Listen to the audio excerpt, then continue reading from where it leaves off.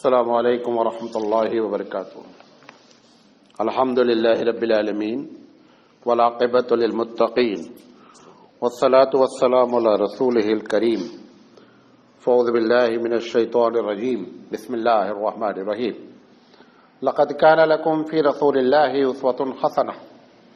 محترم حضرات، یہ سیرت پر پروگرام چل رہا ہے اور آج اس کا 17واں درس ہے، 70، اور ہم مستقل گفتگو کر رہے ہیں رسول اکرم صلی اللہ علیہ وسلم کے معجزات کے بارے میں۔ اس کے پہلے ہم نے آپ سے تقریباً 5 پروگرام کیے ہیں جن کا تعلق رسول اکرم کے معجزات سے ہے۔ ابھی یہ سلسلہ ختم نہیں ہوا ہے اور ایسا لگتا ہے کہ 5 سے 7 پروگرام ابھی اور چلے گا۔ ہم اللہ تعالیٰ سے دعا کرتے ہیں کہ اللہ تعالیٰ صحیح بات کہنے کی اور صحیح بات سمجھنے کی توفیق عطا فرمائے۔ آج ہم 3 باتیں ذکر کریں گے۔ کتنی باتیں ذکر کریں گے؟ 3 باتیں۔ ایک تو ہم ذکر کریں گے اللہ کے رسول کے معجزات جس کا تعلق کھانے کے آئٹم سے ہے، اور ایک ہم ذکر کریں گے اللہ کے رسول کے معجزات جن کا ذکر پینے سے ہے، اور تیسرا اگر وقت رہا تو ہم گفتگو کریں گے کہ اللہ کے رسول صلی اللہ علیہ وسلم نے فیوچر کے بارے میں یا کسی صحابی کے فیوچر کے بارے میں یا کسی پرسنالٹی کے بارے میں، مستقبل کے بارے میں کیا باتیں بیان کی ہیں اور کس کے بارے میں کیا کہا ہے، اور کتنا وہ پیش آ گیا اور کتنا ابھی پیش آنا باقی ہے۔ وہ لمبی گفتگو ہے تو شروع ہم کر سکتے ہیں آج انشاءاللہ، اور انشاءاللہ چلتی رہے گی۔ دعا کریں۔ پہلے میرا ارادہ تھا کہ یہ پروگرام شاید 120 پروگرام پہ ختم ہو جائے گا، لیکن یہ 120 پہ ختم نہیں ہو پائے گا۔ جب تک اللہ بلائے گا بولیں گے۔ دیکھیں، میں نے پہلے گفتگو کی تھی آپ سے، آپ کو یاد ہوگا کہ یہ جو معجزات ہیں یہ تو کبھی کبھی رسول اکرم کی بزرگی پر پروردگار عالم نے ظاہر فرمائے ہیں، کبھی کبھی اصل جو معجزہ ہے وہ چیلنج ہے کفار کی جانب سے، جس کو رسول اکرم صلی اللہ علیہ وسلم نے اللہ سے دعا کیا اور ان کا چیلنج کا جواب دے دیا ہے۔ اصل معجزہ وہی معجزہ ہے۔ تیسرا، جو رسول اکرم صلی اللہ علیہ وسلم کو زندگی میں ضروریات پیش آئیں، اس کے تحت پروردگار عالم نے آپ کی غیب سے مدد فرمائی۔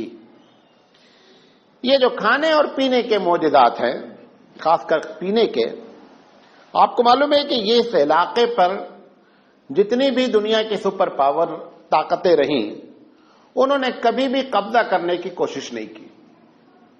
اللہ نے اس کو بہت دنوں سے محفوظ رکھا۔ یہاں پہ قبائلی نظام ہی رہا، ٹرائب سسٹم۔ اس کا ایک فائدہ یہ ہوا کہ اللہ کے رسول کی مخالفت حکومت سے نہیں ٹکرائی۔ جو تمام انبیاء اپنے زمانے میں اسلامی حکومت نہیں قائم کر سکے، اس کی بنیادی وجہ کیا تھی کہ ان کی ٹکر کس سے ہو جاتی تھی؟ ڈائریکٹ حکومت سے۔ ابراہیم علیہ السلام کی ٹکر نمرود سے ہے، موسیٰ علیہ السلام کی ٹکر فرعون سے ہے۔ تو یہ جو عیسیٰ علیہ السلام کو اسی بنیاد پر بادشاہ نے یہ پھانسی کی سزا سنا دی، اللہ نے اپنے محبوب کے لیے جس خطے کو چنا تھا وہ خطہ ہمیشہ جو ہے نا کسی کی حکومت کے تحت رہا ہی نہیں، یہ پری پلان ہے۔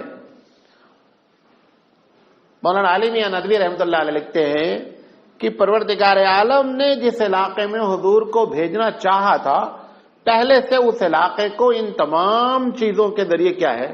پلان کر رکھا تھا۔ تو مین یہ جو پرابلم تھی پانی کی تھی اور کھانے کی تھی۔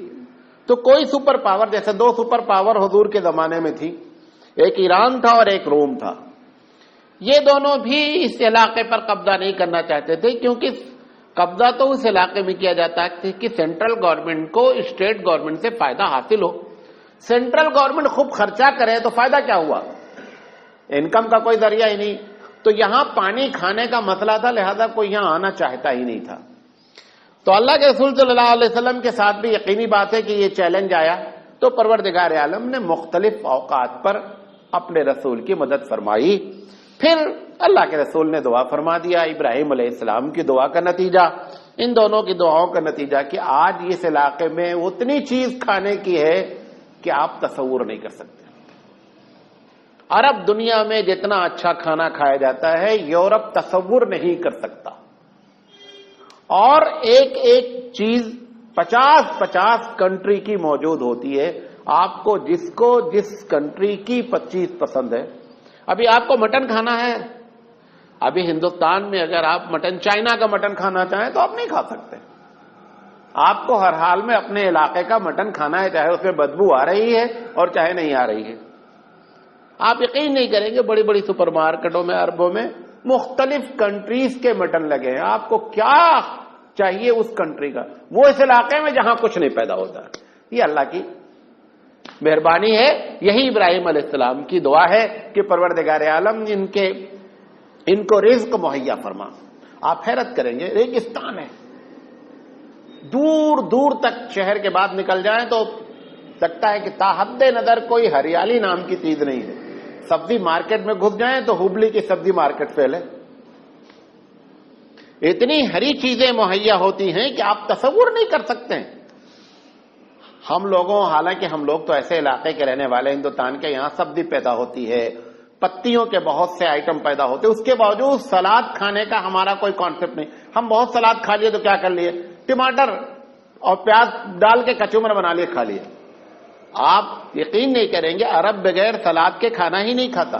اور اس کے سلاد میں ہمیشہ ہری چیز ہونی چاہیے. اور سلاد کی مختلف پتیاں ایک بھی نہیں پیدا ہوتی، ساری دنیا بھیجتی ہے. ذوق شوق سے کھا رہے، جس کو اللہ کھلائے اسے کیا کرنے کا. بہرحال تو یہ وہ علاقے ہیں اس وقت کہ اللہ کے رسول کی دعا، ابراہیم علیہ السلام کی خاص دعا، اس کے اثرات ہوتے ہیں. مکے کے بارے میں یہ مشہور ہے کہ کوئی پھل جو دنیا میں موجود نہیں رہتا، اس وقت سیزن نہیں رہتا، مکے میں وہ پھل موجود رہتا ہے. ابھی آپ آپوس کھانا چاہیں، آپ کو ہبلی میں آپوس نہیں مل سکتا، مکے میں آپوس اویلیبل ہے. یہ اللہ کا. بہرحال اس پر ہمیں بہت بولنے کا دل چاہتا ہے، لیکن میں موضوع پر آ رہا ہوں. تو کھانے کے سلسلے میں اللہ کے رسول صلی اللہ علیہ وسلم کیونکہ ضرورت تھی، لہذا اللہ نے اپنے رسول کی مدد فرمائی. حضرت ابو طلحہ رضی اللہ تعالیٰ عنہ کا واقعہ ہے کہ ایک دن یہ نبی کریم صلی اللہ علیہ وسلم کے پاس گئے تو ان کو ایسا محسوس ہوا کہ اللہ کے رسول بھوکے ہیں. یہ اپنے گھر آئے، اپنی بیوی سے کہا کہ مجھے لگتا ہے کہ گھر میں شاید اللہ کے رسول کے کچھ کھانا نہیں ہے، لہذا جو کچھ ہو بھیجو. تو انہوں نے کہا دیکھو یہ روٹی بنی ہوئی ہے جو کی، اور تو کچھ ہے نہیں. انہوں نے اپنے دوپٹے میں لپیٹ کر کے اور کہا جاؤ دے آؤ. حضرت انس کے حوالے کر دیا. حضرت انس حضور کے خادم تھے. نبی کریم صلی اللہ علیہ وسلم نے انس کو دیکھا تو کہا کہ کیا بھائی کچھ کھانے پینے کا سامان آیا ہے؟ تو انہوں نے کہا حضرت طلحہ نے جو ہے ابو طلحہ نے بھیجا ہے. کہا کیا ہے؟ کہا روٹی. کہا چلو ابو طلحہ کے گھر چلتے. اب وہ حضرت انس نے کہہ دیا ابو طلحہ سے کہ اللہ کے رسول آ رہے ہیں، اور آ رہے ہیں اور ساتھ میں ایک 50-60 آدمی بھی آ رہے ہیں. اب یہ آئے تو ان کی بیوی پریشان بیچاری. عورتوں کا تو بڑا مسئلہ ہو جاتا نا یہ کہ مرد باہر مہمان کھانے سے معلوم نہیں کس وقت کتنا مانگ لے، اور یہاں ہے نہیں ہانڈی میں کچھ بھی، تو اس کو نفسیاتی طور پر ٹینشن رہتا ہے. تو جب پتا چلا تو انہوں نے کہا کہ وہی روٹی لے کر کے چلو اور سب لوگ کھائیں گے. خیر وہاں پہنچے، اللہ کے رسول نے کہا کہ ابو طلحہ سے کہ اپنی بیوی سے کوئی سی روٹی کو ملیدہ کی طرح مل دیں، اور ان کے پاس جو گھی کا برتن ہے، انہوں نے کہا کچھ نہیں، کہا لے آؤ گھی کا برتن لے آؤ. تو اس میں تھوڑا دیتا. نبی کے وسلم نے گھی کے برتن اٹھایا اور اس میں جو ہے وہ ڈالنا شروع کیا. وہ روٹی کو ملیدہ بنا دیا. بنانے کے بعد اس میں تھوڑا سا کچھ میٹھا ڈالا ہوگا. 10 آدمی کو بٹھال دیا کھانے پہ. کیونکہ عربوں کی عادت، یہ تو ہماری عادت ہے نا کہ ہم ہر آدمی اپنی پلیٹ میں کھانا چاہتا ہے. یہ برہمن لابی ہے، کیونکہ ان کے یہاں چھوت ہے، کوئی آدمی کسی کا جھوٹا نہیں کھانا، لہذا وہ الگ الگ. وہی ہم نے بھی اختیار کر رکھا ہے. ابھی وہ تو صرف تبلیغی جماعت ایک جماعت ایسی ہے پوری دنیا میں جس نے اس سنت کو زندہ کر رکھا ہے کہ ایک ساتھ 5 آدمی 10 آدمی، ورنہ جتنے ہم ہائی فائی ہیں وہ اتنی پلیٹ، اور پلیٹ کی بھی قسمیں الگ الگ، سبزی کی الگ، دال کی الگ، کٹورے میں فلاں الگ. یہ رسول اکرم صلی اللہ علیہ وسلم کا طریقہ نہ جی. اللہ کے رسول ایک ساتھ کھاتے تھے اور خوب برکت ہوتی تھی. ہمارے جو برکت اٹھی اس کی ایک وجہ یہ بھی ہے، جو یہ پلیٹیں الگ کر لی گئی ہیں نا، برکت بھی اسی طریقے سے اڑ گئی ہے. کوشش کرنا چاہیے کہ گھر میں کم سے کم محرم اگر ہے تو ایک ساتھ بیٹھ کر کھانا ہے. میں بھی نہیں کھاتا ہوں لیکن بتا رہا ہوں آپ کو ہونا یہی چاہیے. یہ ہماری بات کا اثر اس لیے نہیں ہوتا، جو باتیں ہم خود نہیں کرتے جب آپ کے سامنے کرتے نا تو شیطان آپ سے بولتا مولانا بول رہے چپکے انہیں خود بھی نہیں کرتے، تو ایسی باتوں کے اثرات نہیں ہوتے. بہرحال آپ میرے لیے بھی دعا کریں کہ اللہ تعالیٰ ایسا عمل کرنے کی توفیق عطا فرمائے. تو انہوں نے مل دیا، 10 آدمی کو بلایا، 10 آدمی نے کھانا شروع کیا. ملیدہ تو بڑی اسپیشل غذا، 70-80 آدمی کھا لیے کھانا. سید سلیمان نظری رحمۃ اللہ لکھتے ہیں کہ 70-80 آدمیوں نے کھانا کھایا. بخاری کی یہ روایت ہے. اور ملیدہ اپنی جگہ برقرار رہا، جتنا بنایا گیا تھا اتنا ملیدہ جو ہے وہ برقرار رہا. یہ کھانے پر اللہ کے رسول صلی اللہ علیہ وسلم کا معجزہ. ایک دوسرا واقعہ ہے، حضرت جابر رضی اللہ تعالیٰ عنہ. حضرت جابر کے والد صاحب بڑے نیک آدمی تھے، لیکن ان کا کنبہ بڑا تھا تو بیچارے ہینڈ ٹو ماؤتھ رہتے تھے ہر وقت. تو انتقال کے وقت ایک بڑا قرضہ ان کے اوپر تھا، اور اتفاق سے جو قرضہ لے رکھا تھا وہ یہودیوں سے لے رکھا تھا. تو جب ان کا انتقال ہوا تو اب ان کو زیادہ فکر ہوئی کہ جابر کے والد کا انتقال ہو گیا ہے، کہاں سے خرچہ دے، یہ قرضہ کہاں سے دے گا. تو آج بھی دیہاتوں میں ہم لوگوں کے ہوتا، یو پی میں معلوم نہیں یہاں ہوتا نہیں تھا، کہ جب کسان قرضہ لے لیتا نا تو جب اس کی فصل کٹتی ہے تو مہاجن لوگ فصل کے ٹائم پہ جا کر گھر پہنچ جاتے کہ بھئی ہمارا نکال دو غلہ ہمارا. تو وہ جب کھجور توڑنے کا وہ لوگ تکے رہتے تھے کہ ان کی کھجور جب ٹوٹے گی تو اسی دن پہنچ جانے کا ہے. خیر کھجور توڑ کر کے آ گئی. اب یہ سارے قرضہ دار تو پہلے سے نکال، اور پھر یہودی اپنے باپ کو نہیں چھوڑتا، وہ تو مسلمان کو چھوڑنے کا تو سوال ہی نہیں اٹھتا. نبی کے مداخلہ کے پاس یہ آئے کہ اللہ کے رسول آپ صرف چل کے وہاں بیٹھ جائیں، آپ کو دیکھ کر کے تھوڑا ہمارے اوپر یہ رحم کریں گے اور اتنا سخت کلامی سے بات نہیں کریں گے، لیکن قرضہ اتنا ہے کہ ہم اگر اس کھجور کے 10 سال فصل ہم دے دیں تو بھی قرضہ نہیں ادا ہونا ہے. حضور نے فرمایا میں چلتا ہوں، آپ گھبرائیں نہیں. آئے اللہ کے رسول صلی اللہ علیہ وسلم نے کہا کھجور نکال دو جو ان کو قرضہ دینی ہے. اللہ کے رسول نے ایک راؤنڈ مارا، کھجور کو ایک راؤنڈ مارا. یہ سب جو بات صوفیہ وغیرہ کرتے ہیں کبھی کسی کو یہ سب کہیں نہ کہیں سے دلیل رہتی ہے، ہم جھٹ سے بول دیتے ہیں بدعت ہے. یہ بھی روایت بخاری کی ہے. یہ روایت کس کی ہے؟ یہ بھی بخاری کی. وہ کسی کی برکت کے لیے دعا کرتے ہیں کبھی بات صوفیہ، تو ایک اس آدمی کا ایک چکر مارتے ہیں، وہ یہیں سے دلیل ہے. تو انہوں نے اللہ کے رسول نے ایک چکر لگایا، چکر لگانے کے بعد دعا فرمائی، کہا ایسا کرو اس کو ڈھانک دو اور ایک طرف سے نکالنا شروع کرو، جتنے قرضے دار ہیں سب کو پے کرو آج. حضرت جابر کہتے ہیں کہ اگر 10 سال کی فصل بھی ہم ان کے سامنے رکھ دیتے تو قرضہ ادا نہیں ہوتا، سارے قرضے. اور کچھ کو کہا کہ زیادہ بولتا نا، اس کو زیادہ دو، اگر اس نے 50 کلو تم کو دے رکھا ہے تو اس کو 55 ادا کرو. خیر جابر رضی اللہ تعالیٰ نے دیتے رہے، قرضہ ادا ہوتا رہا. نبی کے صلی اللہ علیہ وسلم بیٹھے ہوئے ہیں اور صرف توجہ ادھر رکھے ہوئے ہیں، پورا قرضہ ادا ہو گیا. حضرت جابر کہتے جتنی کھجور توڑی گئی تھی اتنی کھجور موجود تھی. یہ بھی روایت کس کی ہے؟ یہ روایت بھی بخاری. اس لیے بار بار بول دیتا ہوں کہ بعض لوگوں کو بخاری کا بخار ہوتا ہے، وہ سمجھتے ہیں کہ یہ ایسے ایسے واقعہ سنا رہے ہیں مولانا. میں نے جان بوجھ کر کے پہلے دن بھی آپ سے کہہ دیا تھا کہ میں کوئی ایسا واقعہ سنانے کی کوشش ہی نہیں، ورنہ ان سب میں اتنے جو بریلوی علماء ہیں ماشاءاللہ انہوں نے تو اتنی روایتیں اکٹھا کر دی ہیں کہ 200-250 پروگرام صرف معجزات کے ہو سکتے ہیں. کیوں؟ رتب و یابس سب اکٹھا کیا ہے. بہرحال ہم کوشش کر رہے ہیں کہ صحیح روایتیں آپ کے سامنے نقل کریں. غزوہ خندق کا واقعہ ہے انہی حضرت جابر کا. حضرت جابر نے آ کر کے کہا کہ صحابہ اور اللہ کے رسول بھوکے ہیں، تو اپنی بیوی سے کہا کہ کچھ پکا کر کے کچھ پکاؤ گھر میں اگر ہو. انہوں نے کہا دیکھو ایک بکری کا بچہ ہے، اس کو ذبح کر دو، بھون ڈالو. زیادہ تر عرب لوگ جو بھونا گوشت پسند کرتے ہیں. یہ سالن والے سالن کا جو گوشت کیوں پکتا معلوم ہے؟ یہ غریبی کی علامت ہے. سالن ہو جائے گا تو 10 آدمی کھا لیں گے. ابھی بھونا ہوا گوشت رکھ دیا جائے چکن ٹکا تو 5 آدمی 1 کلو کھا کے کنارے کر دیں گے. لیکن اگر اس کا سالن بنا دیا جائے تو 15 آدمی کھا لیں گے سالن. تو یہ سالن غربت کی علامت ہے, یہ ہماری ضرورت ہے, لہذا ہم نے سالن بنا لیا, ورنہ عرب سالن کے قائل نہیں. اگر وہ سالن بناتے بھی ہے نا تو سالن الگ سے رہنا, جس کو آپ گریوی کہتے ہیں, وہ بھونا ہی رہنا کوئلے پر, وہ بھی. بہرحال انہوں نے کہا کہ آپ جائیے, لیکن حضور کے کان میں دھیرے سے بولنے کا, کیونکہ جب تم بولو گے کہ اللہ کے رسول صلی اللہ علیہ وسلم ہمارے گھر, تو حضور صلی اللہ علیہ وسلم کہیں 10-20 آدمیوں کو لے کر آ گئے تو یہاں تو مصیبت آ جائے گی, یہاں تو 1-2 آدمی کا کھانا ہے. جا کر کان میں دھیرے سے بولنے کا, اور دیکھو تمہاری عادت ہے, میں جو کہہ رہی ہوں ایسا کرنے کا. یہ سب بتاتے ہیں کہ بیوی کی بات بھی سننی چاہیے, ضروری نہیں ہر وقت اپنا ہی ناک اونچی کرنا چاہیے. یہ صحابی ویسے ہی جیسے بیوی نے کہا تھا, جا کر کے اللہ کے رسول کے کان میں دھیرے سے بولے, اللہ کے رسول آپ کی دعوت ہے.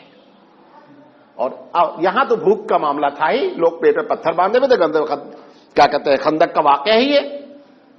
نبی کریم صلی اللہ علیہ وسلم نے کہا صحابہ خوش ہو جاؤ, جابر بن عبداللہ کے یہاں دعوت.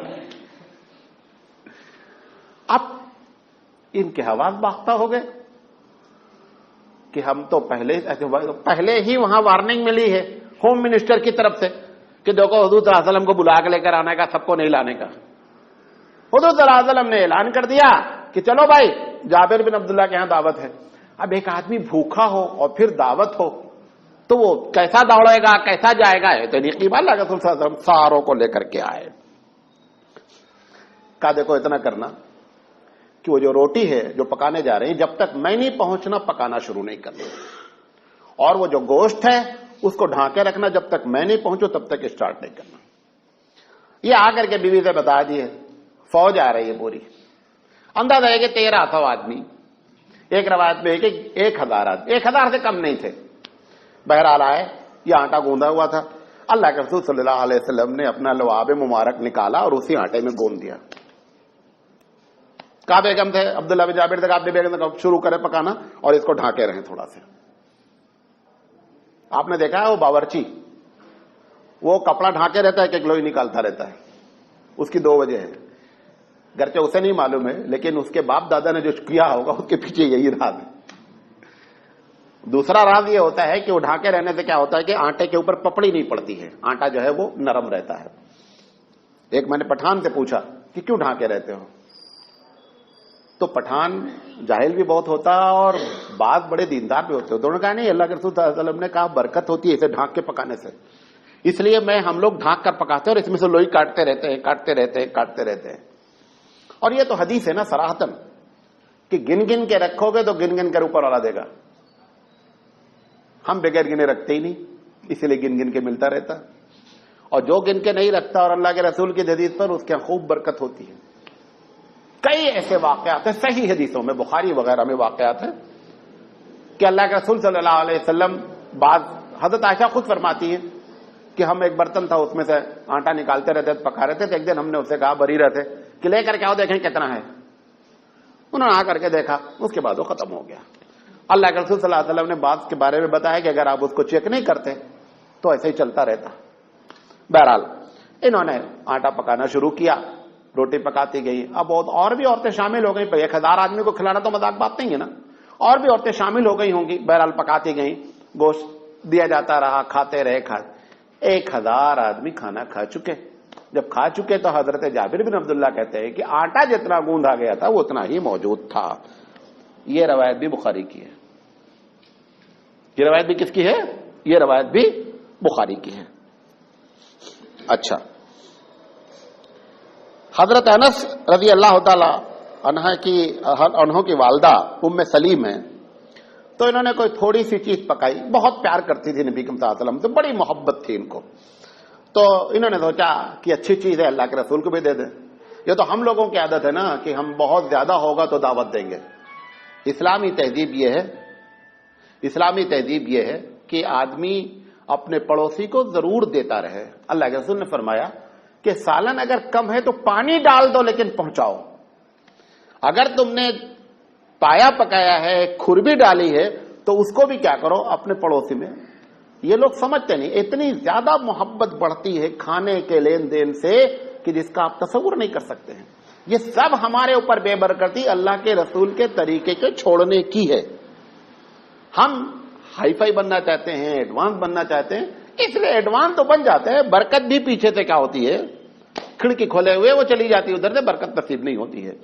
برکت آتی ہے, یاد رکھیں, اللہ کے رسول کے طریقے پر عمل کرنے سے, ورنہ برکت کسی چیز میں ہوتی نہیں ہے. بہرحال انہوں نے تھوڑا سا بنایا, اللہ کے رسول صلی اللہ علیہ وسلم کو بنا کر کے بھیجا.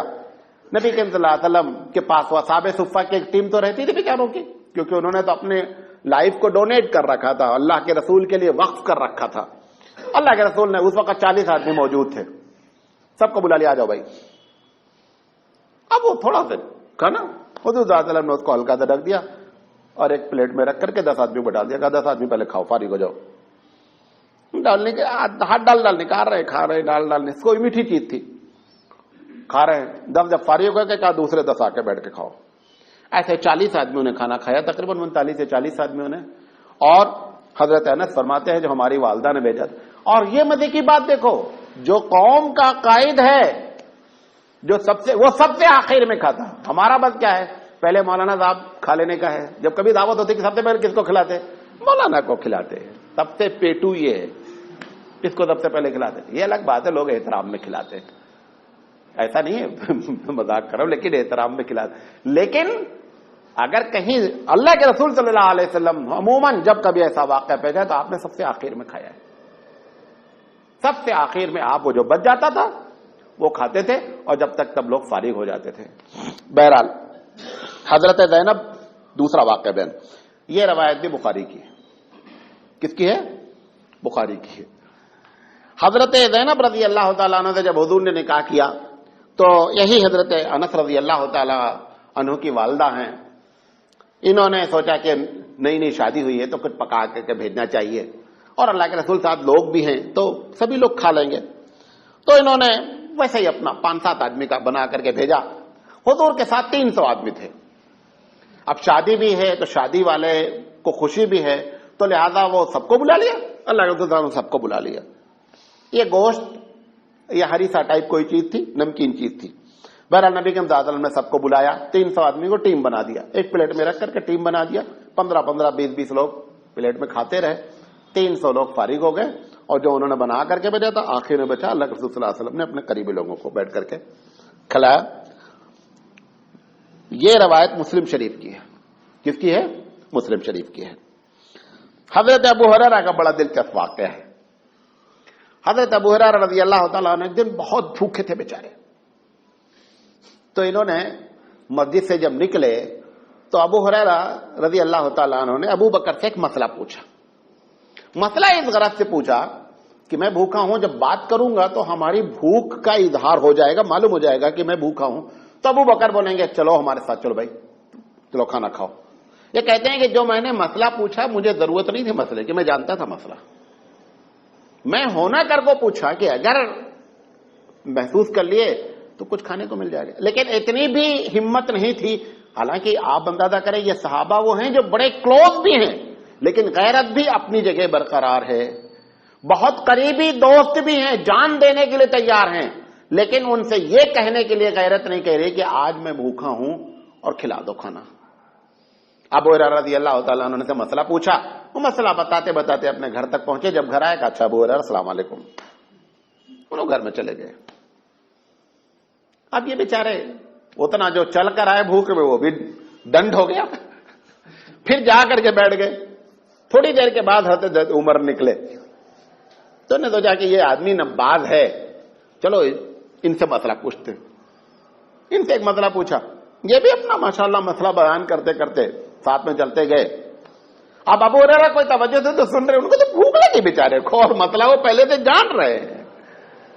اس کے بعد وہ بھی مسئلہ بیان کر کے چلے گئے. خیر پھر جا کر کے بیچارے وہی تختے پہ بیٹھ گئے. اللہ کے رسول نکلے. کہاں ابو ہریرہ, لگتا بھوکے ہو. ابو ہریرہ کی آنکھوں میں آنسو آ گئے. رسول بہت بھوک لگی, بہت بھوک لگی. کہا اچھا. گھر گئے تو اتفاق سے کوئی صاحب نے اونٹ کا دودھ ایک کٹورے میں لا کر کے رکھ رکھا تھا. ابو ہریرہ سے کہا, اب ابو ہریرہ جب حضور نے دودھ دیکھا تو ابو ہریرہ سے کہا ابو ہریرہ دودھ ہے لیکن سب کو بلا لو. اب ان کے روح فنا ہو گئی. भूखा मैं हूं, और यहां 70-75 आदमी पहले से फुकरा की जमात बैठी हुई है, अरे हमको पिलाओ भाई, पहले हमारा मामला हल करो।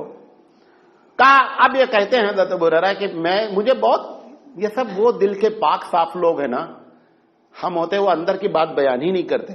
वो खुद कहते हैं कि जब हुजूर ने कहा कि सबको बुला लो ना, तो हमको ये हुजूर की बात अच्छी नहीं लगी कि भूखा मैं हूं तुम हम लोगों को बुला रहे हैं। ये बात भी बयान फरमाई, वरना हमें कैसे मालूम होता, हम आपको कैसे बयान करते हैं।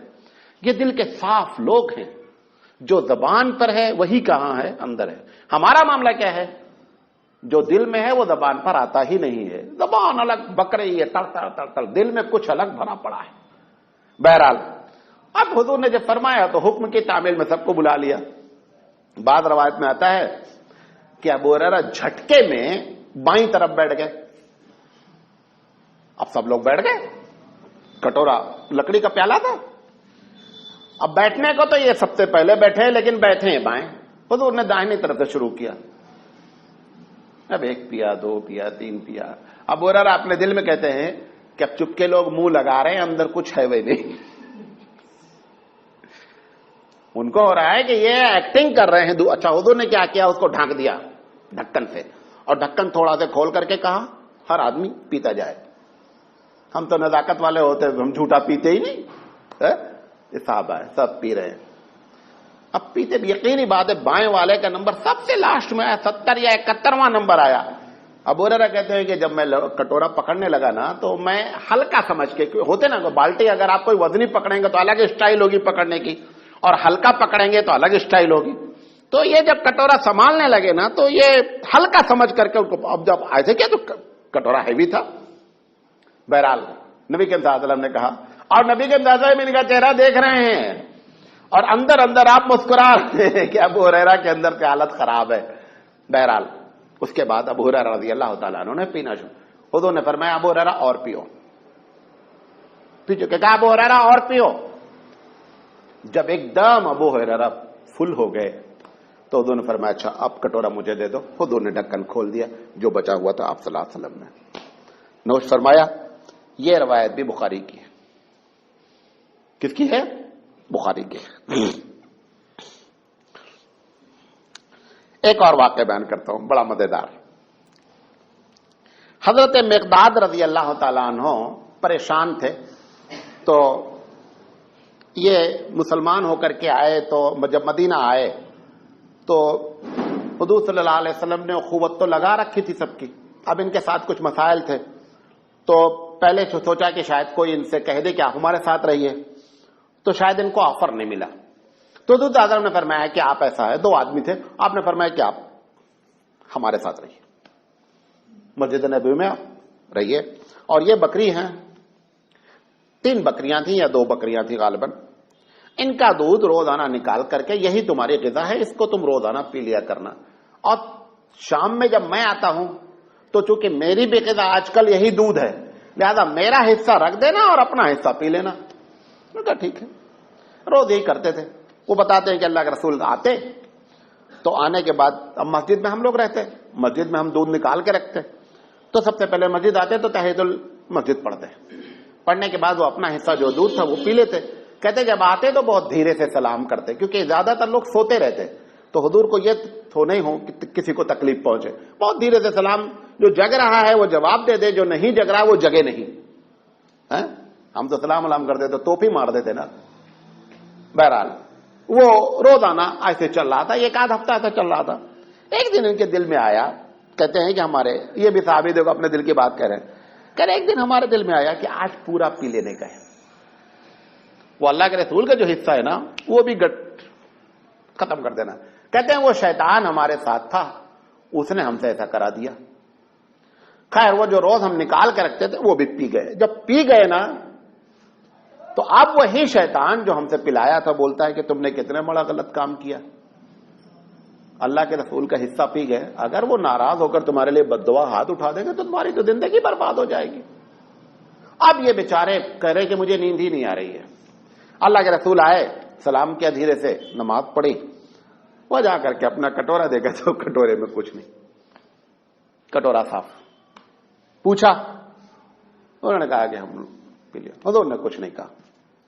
حضور نے دعا اٹھا. اب جب ہاتھ اٹھایا نا تو سمجھے ہمارے لیے بد دعا کر رہی ہے, کیونکہ پہلے تو شیطان بول کے گیا تھا کہ آپ کے لیے بد دعا کرے گی, حالانکہ اللہ کے رسول تو سوال ہی نہیں اٹھتا تھا. اللہ کے رسول نے ہاتھ اٹھایا کہ اللہ دودھ کا انتظام فرما دے. نبی کے یہ فرماتے ہیں حضرت مقداد کہ وہ بکری جو ہم دودھ دو چکے تھے, اللہ کے رسول صلی اللہ علیہ وسلم نے دیکھا تو ان کے چھاتیوں میں دودھ بھرا ہوا ہے. خیر, اللہ کے رسول نے دودھ نکالا, اور دودھ نکالنے کے بعد مقداد سے کہا تم بھی پی لو. ان کو یہ ہوا کہ برکت کا دودھ ہے, اس کو چھوڑنے کا نہیں ہے, کیونکہ ہم تو دودھ نکال چکے بکری کا آلریڈی. اس کے باوجود بکری دودھ دے رہی ہے, بکری جو ہے وہ برکت کا دودھ ہے. بہرحال انہوں نے بھی پیا, اور انہوں نے اپنا پورا واقعہ بیان کر دیا کہ رسول ایسا ایسا ہم نے چیٹنگ کی, آپ مجھے معاف فرمائے. اس نے کہا کوئی بات نہیں. یہ حضرت مقداد رضی اللہ تعالیٰ عنہ کا واقعہ ہے. یہ واقعہ جو ہے وہ مسلم شریف کا ہے. کس کا ہے؟ مسلم شریف کا واقعہ ہے. ایک حضرت ابو ہریرہ کا اور واقعہ نقل کر دیتا ہوں, کھانے کا بہت ہے, کتنا نقل کریں گے. ابو ہریرہ رضی اللہ تعالیٰ نے کہتے ہیں کہ مجھے 3 چیز کا غم دنیا میں سب سے زیادہ حضرت ابو ہریرہ رضی اللہ تعالیٰ عنہ کہتے ہیں کہ 3 چیز کا غم مجھے دنیا میں سب سے زیادہ ہوا. ایک, جس دن اللہ کے رسول اس دنیا سے رخصت ہوئے, وہ دن ہمارے لیے بڑی تکلیف کا باعث تھا. دوسرا, وہ دن جس دن حضرت عثمان رضی اللہ تعالیٰ عنہ کی شہادت واقع ہوئی, اس دن بھی ہم بہت پریشان ہوئے. اور تیسرا, ہمارے پاس ایک ٹفن تھا ناشتے دان, وہ غائب ہو گیا. وہ غائب ہونے سے ہم کو بہت تکلیف پہنچی. وہ ٹفن کیا ہے وہ واقعہ بیان کر دیتا ہوں. ایک جنگ میں کھانے کی کچھ شارٹیج تھی. ابو ہریرہ رضی اللہ تعالیٰ عنہ سے حضور نے پوچھا کچھ کھانے کے لیے. انہوں نے کہا لگا تو میرے پاس بیگ میں کچھ کھجور رکھی ہوئی ہے تھیلے میں. حضور نے کہا نکال لاؤ. جب انہوں نے الٹ دیا کھجور تو وہ 21 کھجوریں تھی ٹوٹل. اللہ کے رسول نے ایک ایک کھجور اٹھایا اور اس کو دم کیا. دم کرنے کے بعد انہوں نے کہا اس کو رکھ لو. اب فوج میں جتنے لوگ بھوکے تھے انہوں نے کہا آؤ کھجور کھاؤ سب لوگ. ابو ہریرہ نے کہا کہ تھیلا کھولنے کا نہیں, ہاتھ ڈالنے جانا ہے کھاتے رہنا, ہاتھ ڈال لینا کھاتے رہنا. پوری فوج کھا گئی. خیر, نبی کے مطابق وفات ہو گئی. یہ ناشتے دان کبھی انہوں نے چیک نہیں کیا, ہمیشہ اسی میں سے جب ضرورت ہو نکالتے رہے.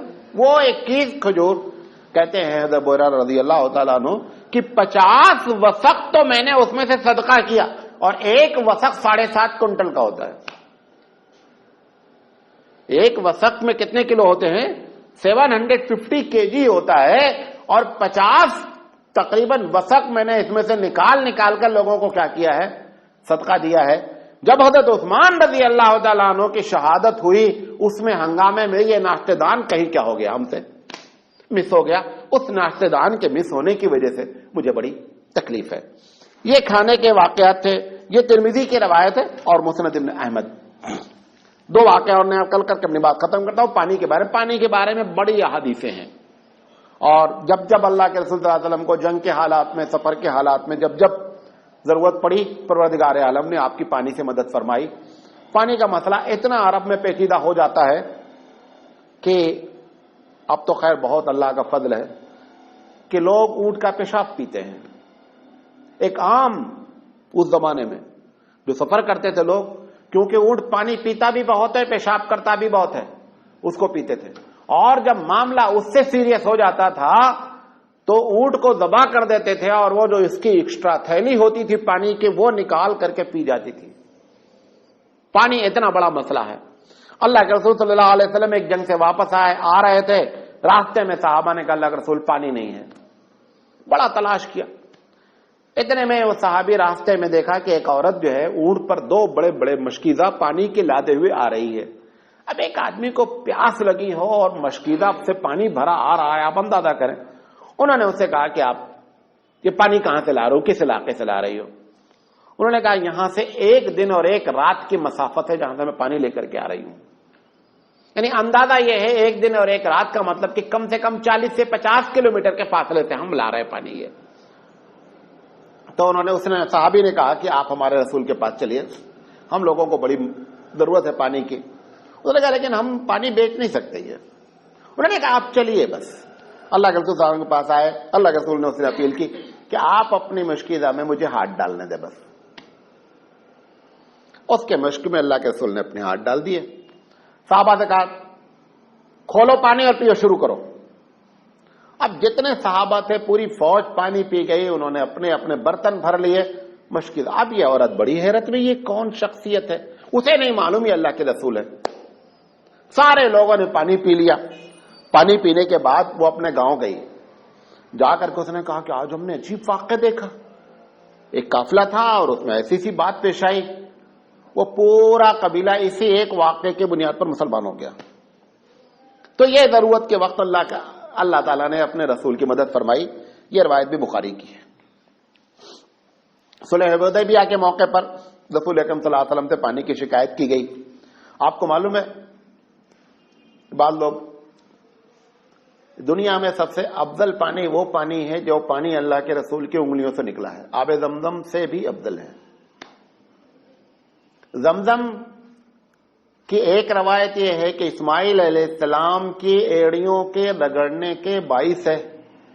کچھ روایتوں میں ہے کہ جبریل علیہ السلام نے پر مارا ہے اور اسماعیل علیہ السلام نے ایڑی رگڑی ہے جس کی بنیاد پر پانی نکلا ہے. یقینی بات ہے کہ زمزم بہت برکت والا ہے, لیکن اللہ کے رسول کے ہاتھ سے جو پانی نکلا ہے اس کی دو وجہ برکت کی زیادہ ہے. ایک تو سید الانبیاء ہیں اور دوسرے وہ پیر سے نکلا ہے, یہ ہاتھ سے نکلا ہے. اسی بنیاد پر یہ فتویٰ دیا گیا کہ آب زمزم سے وضو کرنا جائز ہے. اگر اللہ کے رسول کے ہاتھ سے جاری ہوئے چشمے سے وضو کرنا جائز ہے تو آب زمزم سے بھی وضو کرنا جائز ہے. یہ ایک الگ بات ہے کہ ہم احترام میں ہندوستان میں تو بہت احترام کرتے ہیں. اگر ایک قطرہ بھی گر جاتا ہے تو ہم اس کو اٹھا کر کے اپنے سر پہ لگا لیتے ہیں, لیکن جب وہاں پر عرب میں تو ایک عام طریقے سے لوگ زمزم سے وضو کر لیتے ہیں, بدن پہ ڈالتے رہتے ہیں. تو آپ وہ کیونکہ یہاں سے جب لوگ جاتے ہیں تو ان کو عجیب لگتا ہے زمزم بدن پہ ڈال رہے ہیں. اگر اللہ کے رسول کے ہاتھ سے نکلے ہوئے پانی کو وضو کیا جا سکتا ہے تو زمزم کو بھی بدن پر ڈالا جا سکتا ہے. اللہ کے رسول کے سے زیادہ محترم وہ پانی نہیں ہے. زمزم کے بارے میں کبھی موقع لگے تو آپ میری تقریر ایک سنیے. میں نے زمزم پر بڑی تحقیق کی تقریر کی ہے کہ زمزم کا جو کنواں ہے وہ 1 منٹ میں کتنے لیٹر پانی نکالتا ہے اور اس کے پانی کے نکلنے کا اصل جو سورس ہے وہ کہاں سے ہے, اور کتنی مرتبہ زمزم کو لوگوں نے دھوکہ دیا ہے. زمزم کنویں کو کتنی مرتبہ بند کرنے کی کوشش کی گئی ہے. کچھ دن تک زمزم جو ہے وہ غائب رہا ہے. یہ ساری باتیں آپ کو نیٹ کی تقریر میں ملے گی. آپ زمزم پر کسی کو شوق ہے تو آپ اس پر تقریر سن سکتے ہیں. بہرحال اور بھی بہت سے واقعات ہیں پانی کے بارے میں. اب ہم تیسرے پوائنٹ پر گفتگو نہیں کر پائیں گے, انشاءاللہ زندگی رہی تو کل ہم بات کریں گے. یہ جو روایت میں نے آپ کو صلح حدیبیہ والی نقل کی, یعنی پانی کی شارٹیج تھی, اللہ کے رسول صلی اللہ علیہ وسلم نے مشکل میں ہاتھ ڈالا اور آپ کی انگلیوں سے جو ہے پانی نکلا, یہ روایت بھی بخاری کی ہے. لہذا انشاءاللہ زندگی رہی تو کل ہم بات کریں گے کہ اللہ کے رسول نے جو فیوچر کے بارے میں, غیب کے بارے میں, مستقبل کے بارے میں لوگوں میں باتیں کی وہ کیا ہیں اور اس کی حیثیت کیا ہے. وآخر دعوانا الحمدللہ رب العالمین. سبحان اللہ وبحمدہ, سبحانک اللہم وبحمدک, اشہد ان لا الہ الا انت, استغفرک واتوب الیک.